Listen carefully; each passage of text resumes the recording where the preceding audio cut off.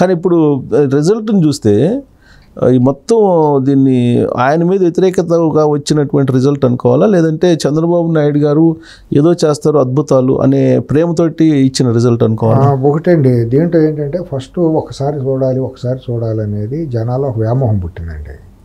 Main బీసీల్లోనూ ఎస్సీల్లోనూ అగ్రవర్ణాల కంటే కూడా ఒకసారి అంటున్నాడు ఏదో రాజశేఖర రెడ్డి కొడుకు అంటున్నాడు, ఆయన ఏదో ఆరోగ్యశ్రీలు ఇవన్నీ చేశారు, అటువంటి చేసినప్పుడు ఇతను కూడా ఏదో మాట అంటే మాటని తిప్పను అంటున్నాడు కదా, అంతకంటే పెద్ద పోటుగాడు అని చెప్పి నమ్మి ఓట్లు వేశారండి.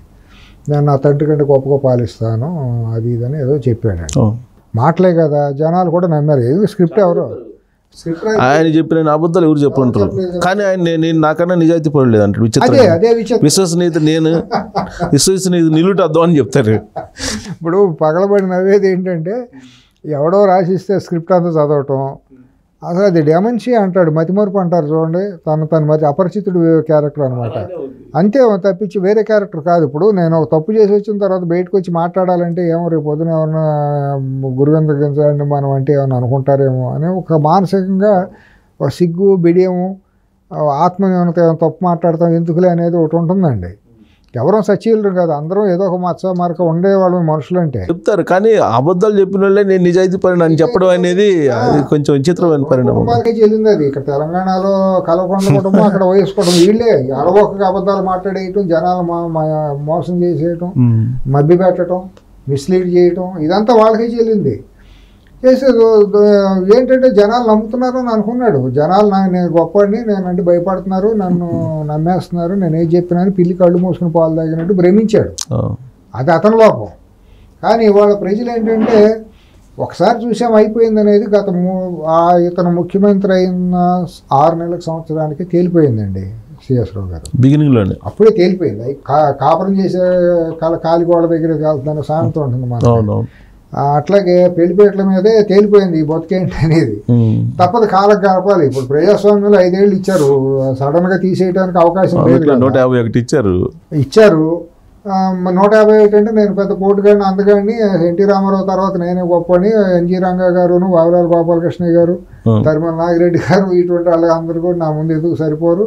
అసలు వాళ్ళ పేర్లు కూడా తెలియదు, ఆయనకి తెలీదు. ఒకళ్ళు తెలిసినా కానీ వాళ్ళు ఎవరు అంటారు, నాకన్నా వాళ్ళకన్నా నేను గొప్ప ఫీల్ అవుతుంది. తెలీదు, అంత విఘ్నత లేదు. 10th క్లాస్ చదవలేనాడు, ఇంక ఈయన అక్కడ వెళ్తే హెచ్పిఎస్ లో 10th క్లాస్ అయిందో లేదో కూడా తెలియని పరిస్థితి. ఏదో బలమైన చారిత్రక నేపథ్యం కదా, కాబట్టి అతను ఒక భ్రమలో చిన్నప్పటి నుంచి కూడా అది ఒక భ్రమల్లో బతికాడు.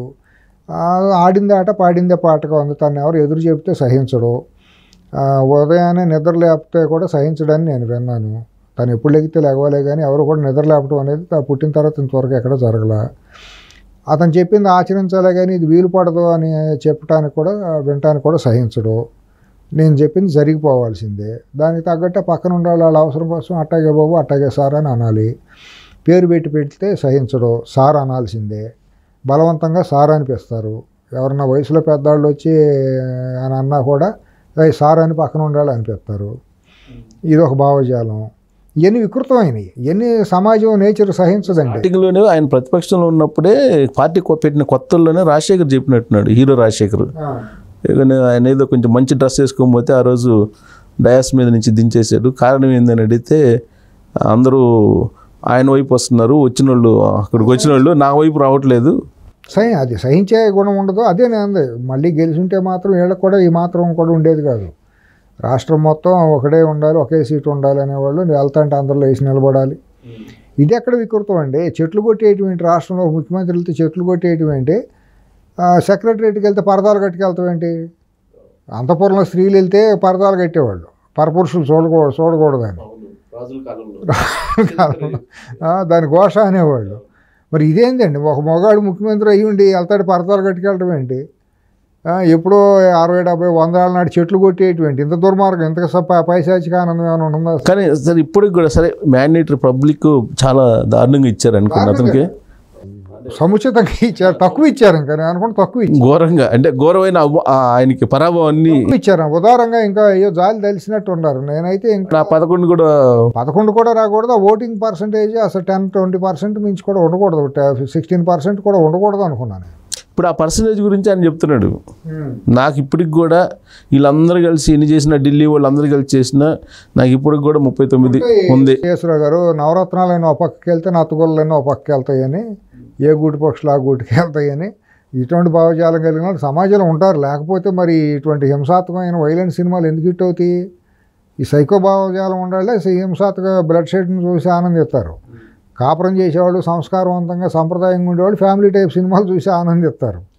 మరి ఉంటారు, అటువంటి వాళ్ళు కూడా ఉంటారు. వాళ్ళు రావణాసురుడిని, కుంభకర్ణుడిని ఇటువంటి వాళ్ళని ఆరాధించే వాళ్ళు కూడా సమాజంలో ఉన్నారు కదా. ఉన్నారు. మీరు అన్నట్టు ఇంకా 39% దాదాపుగా ఉంటాం అనేది కొంచెం మీరు అన్నట్టు ఆలోచించదగ్గ అది. ఎందుకంటే సమాజంలో బాగా మితిమీరిపోయిన పైశాచికులు కూడా ఉన్నారని మనకి గణాలు, పైశాచిక గణాలు కూడా బలంగా ఉన్నాయని రుజువు అవుతాయండి. ఇంకా ఆదరిస్తున్నారంటే 39%. 39% నేను అనుకున్నది 39 ఉంటారు. ఇమీడియట్గా డిసింటిగ్రేట్ అవ్వదు. అది కారణాలు ఏంటంటే ఇన్నాళ్ళు విద్వేషాన్ని పెంచి పోషించడం వలన వాళ్ళ అమాయకత్వంతో ప్రజలందరూ ఒక రకమైన భావజాలానికి లోనైపోయిన వాళ్ళు కొందరు. మతం అనే దాన్ని బాగా ఇంజెక్ట్ చేయటం, క్రిస్టియానిటీలో ఉన్న వాళ్ళందరూ ఇది చేయటం. తర్వాత బీజేపీ ప్రధానంగా ఎక్కడైతే బాధ్యత వహించి సమాజంలో ఇటువంటి రుగ్మతలను రూపుమాపాల్సిన బాధ్యత తీసుకోవాల్సిన కేంద్రంలో ఉన్న బీజేపీ ఉదారంగా పెంచి పోషించింది. ఇవాళ కర్త కర్మ క్రియ ఏదేమనుకున్నా కూడా మోడీ మాత్రమే నేను చెబుతాను. తెలుగు నేల మీద, భారతదేశం మొత్తం మీద ఒక వికృతమైన రూపాలు 3 ఇవాళ గత 10 ఏళ్ళుగా నేను చూస్తే, నాకున్న ఇప్పుడు 60 సంవత్సరాల వయసులో నాకున్న రాజకీయ పరిజ్ఞానంతో నేను చూస్తే మాత్రం వికృతమైన రూపాలు 3 కనపడతాయి. ప్రకృతి ధర్మానికి విరుద్ధం, ప్రజాస్వామిక ధర్మానికి విరుద్ధం, ఏ రకంగా చూసినా మానవత్వానికి కూడా విరుద్ధమైన ఇదే. ఒకటి మోడీ, ఒకటి చంద్రశేఖరు, ఒకటి ఈ ఆంధ్రప్రదేశ్ జగన్. మీరు చెప్పరు కాబట్టి నేను చెప్తున్నా. ఈ 3 ఒకే భావజాలం, సామీప్యత, సారూప్యత, సాయుజ్యత అంటారు సంస్కృతంలో. ఆ 3 ఒకే దృక్పథాలు, ఒకే కోణాలు తప్పించి, ఒకే ధృవాలు తప్పించి వాళ్ళు లేరు. ఇది లేదు కాబట్టి ఆయన పెంచి పోషించాడు వీళ్ళని. కాళేశ్వరం ప్రాజెక్టులో 1,50,000 కోట్లు బూడిదలో పోతాయంటే నువ్వు ప్రధానమంత్రిగా ఉండి నువ్వు చేసింది ఏంటి? దేశానికి అవార్డు ఇచ్చారు. నువ్వు నీ మంత్రులను పంపించి ప్రపంచంలో ఎంతో వింతగా కితాబులు ఇప్పిస్తావా? నీకు ఇంటెలిజెన్స్ ఏమైంది? సెంట్రల్ వాటర్ కమిషన్ ఏమైంది? ధరణి పేరుతో ప్రజలు ఆస్తులన్నీ కొలగొడతా అంటే కేంద్రంలో ఉన్నాడు, నీకు తెలియదా? నీ పార్టీ ఇక్కడ నోరిపదా? ధరణిని నేను తీసేస్తాను, నేను రద్దు చేస్తాననే మాట నీ పార్టీ అందా? అంటే నీ అనుమతితోనే ఇక్కడ జరుగుతున్న దోపిడీ అంతా. హైదరాబాద్ చుట్టుపక్కల 111 జీవో లాంటిది పర్యావరణానికి విఘాతం కలిగించే చర్యలు చేస్తే 111 జీవో తీసేస్తా అంటే నీ పార్టీ స్పందించిన తీరేంటి? మీరు చేసిన పోరాటం ఏంటి? రైతుల పక్షాన్ని బీజేపీ ఏమన్నా తెలంగాణలో పోరాడిందా? చెప్పండి. ఏ రైతు పక్షాన్ని పోరాడింది? హైదరాబాద్లో ఇండస్ట్రియలిస్టుల పక్కన పోరాడింది, లేకపోతే ఏమన్నా సంపన్న వర్గాలకు ఏమన్నా నష్టం జరిగితే వాళ్ళ గురించి పోరాడిందే తప్పించి పేదవాడి తరఫున బీజేపీ అక్కడ పోరాడిన చరిత్ర ఎక్కడ ఉందా? రైతులను చాలా హింసించి హేళన చేయలేదా బీజేపీ? ఢిల్లీలో రైతులందరూ కిరాయి సైన్యం అయినను, తాలిబాన్లతోనేను, తీవ్రవాదులతో పోల్చలేదా ఈ బీజేపీ? ఇది బీజేపీ అప్రజాస్వామికమైంది. దేశద్రోహులు అంటే బీజేపీ వాళ్ళే అంటా. నేను బీజేపీ ఓటేసా. ఎందుకంటే నేను దత్తాత్రేయ గారు అంటే నాకు వ్యక్తిగతంగా చాలా ఇష్టమైన మనిషి, సౌమ్యుడు. నా ఓటు వచ్చినప్పుడు హైదరాబాద్లో బీజేపీ కంటే మంచి మనిషి, ఆయనకి ఇది చేసాం. 2014లో ఈ దుర్మార్గుడైన మోడీకే ఓటేసాం, ప్రధానమంత్రి వస్తే బాగుంటుందని. తర్వాత రిగ్రెట్ ఫీల్ అయ్యా. ఆ పుణ్యకాలం అయిపోయింది కదా అప్పటికి. 14 వేసుకున్న తర్వాత రియలైజ్ అయ్యి పొరపాటు అయిపోయింది, చాలా రిగ్రెట్ అయ్యి చంపలేసుకునే పరిస్థితి వచ్చింది. అదే పరిస్థితి వాళ్ళ ఆంధ్రప్రదేశ్లో డ్రగ్స్ నీకు ముంద్రా పోర్ట్లో 6,000 కేజీలు డ్రగ్స్ దొరికింది విజయవాడ అడ్రస్గా. ఇవాళకి ఆ కేసు ఏమైందండి? దాంట్లో అరెస్టులు ఏమైనాయా? అది లేదు. రీసెంట్గా జరిగిన విశాఖది లేదు, దాని అరెస్టులు అయినాయా? ఇంపోర్టర్ ఎవడో, ఎక్స్పోర్టర్ ఎవడో, దాని మీద చర్యలు ఏం తీసుకున్నావు నువ్వు? నిన్న 25,000 కేజీలు విశాఖపట్నంలో దిగుమతి అయితే నువ్వు తీసుకున్న చర్యలు ఏంటి? రాష్ట్ర ప్రభుత్వం ఉంది కదా, రాష్ట్ర ప్రభుత్వం ఏం చర్యలు తీసుకుంది? 25,000 కేజీలు అంటే సామాన్యం అండి? భారతదేశానికి మొత్తానికి వస్తుందని చెబుతున్నారు. దాదాపు సగం భారతదేశానికి అందరూ వాడినా కూడా అది సరిపోతుంది అంటున్నారు. 1 గ్రాముని డైల్యూట్ చేస్తారంట. అంత ఘోరమైనగా జరుగుతా అంటే నువ్వు కేంద్రంలో ఉండి ఏం చేసినట్టు? నువ్వు డిమానిటైజేషన్ పేరుతో నోట్లు రద్దు చేసి నువ్వు సాధించింది ఏంటి? ఎవరిని మోసం చేసావు? ప్రజలను మోసం చేయలేదా? మరి వీళ్ళు చేసిన 3 ఒకే రూపంగా లేవా? వీళ్ళు చేసిన అకృత్యాలను, అప్రజాస్వామిక చర్యలన్నీ ఒకే రూపంగా లేవా? ఇంత మునుపు ఎవరన్నా చేశారని ఇంత ఘోరాలు? మరి కేంద్రంలో ఉన్న ఆయన మద్దతుతోనే ఇతను రెచ్చిపోయింది అన్నాళ్ళు.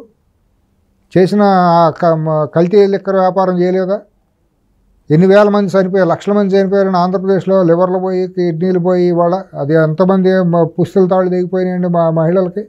ఎంతమంది పిల్లలు అనాథలు అయిపోయి రోడ్డున పడ్డారని తండ్రులను కోల్పోయి. తెలంగాణలో జరిగిన విధ్వంసం అది కాదా? ఇవన్నీ పెంచి పోషించింది నేను బీజేపీని అంటాను.